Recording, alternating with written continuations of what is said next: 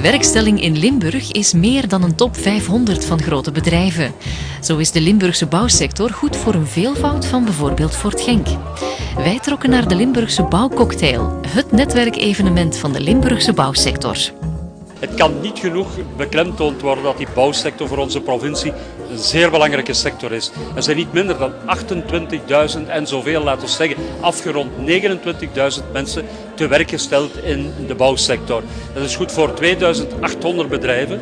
Daarbovenop nog eens bijna afgerond 9.000 zelfstandige ondernemers die actief zijn in die bouwsector. En als we dat allemaal samentellen, dus plus minus 29.000 mensen die een job hebben in de bouwsector. Dus een enorme belangrijke economische sector voor de provincie Limburg. Bijna 29.000 medewerkers, maar daarom loopt nog niet alles van een leien dakje. Ja, het gaat inderdaad niet zo goed. Het is niet alleen in Limburg, het is eigenlijk in heel Vlaanderen zo. Dus dat we inderdaad als bouwbedrijven een beetje problemen hebben. En vooral met buitenlandse werknemers.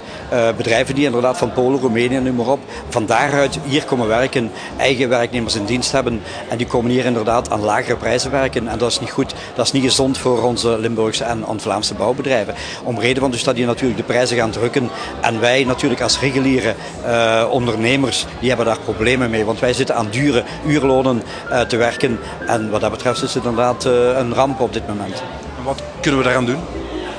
Wat we daaraan kunnen doen is inderdaad dus dat Europa daar ook een heel grote rol in gaat spelen. En dat Europa zegt van kijk, ja, we gaan toch wat dat betreft ook die andere bedrijven uit het buitenland gaan we op dezelfde manier belasten, maar ook de lonen op dezelfde manier omhoog trekken. Dat is inderdaad de sociale zekerheid op dat vlak overal een beetje gelijkheid heeft. Want we hebben een heel goede sociale zekerheid in Vlaanderen.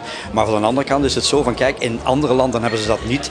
Maar wij zijn natuurlijk duurder uit om reden dus dat we onze sociale zekerheid hier moeten spekken. En dat doen wij uitermate heel goed. En we willen het ook zo houden. Alleen we worden daar beconcurreerd met onze buitenlandse bedrijven. Toch eindigen we met een positieve noot. Het team dat momenteel nieuwe seniorenvoorzieningen bouwt in Tongeren is door sectorfederatie Bouwunie Limburg uitgeroepen tot winnaar van de jaarlijkse Meiboom Award. Deze onderscheiding bekroont het team van bouwbedrijven dat door een goede samenwerking toegevoegde waarde voor het project creëert. Dit jaar heeft het team gewonnen dat eigenlijk heel traditioneel is opgebouwd rond een architect in het middenpunt en daar rond een heel team van ontwerpers en uitvoerders. En het is gebleken bij de winnaar dat dat team zelf als een vriendschapsband gekregen heeft en dat vooral de basis respect was. En dat respect, dat zult je zeker als je het project bezoekt kunnen zien in de uitwerking van dat project en in de manier waarop ze dat hebben aangepakt.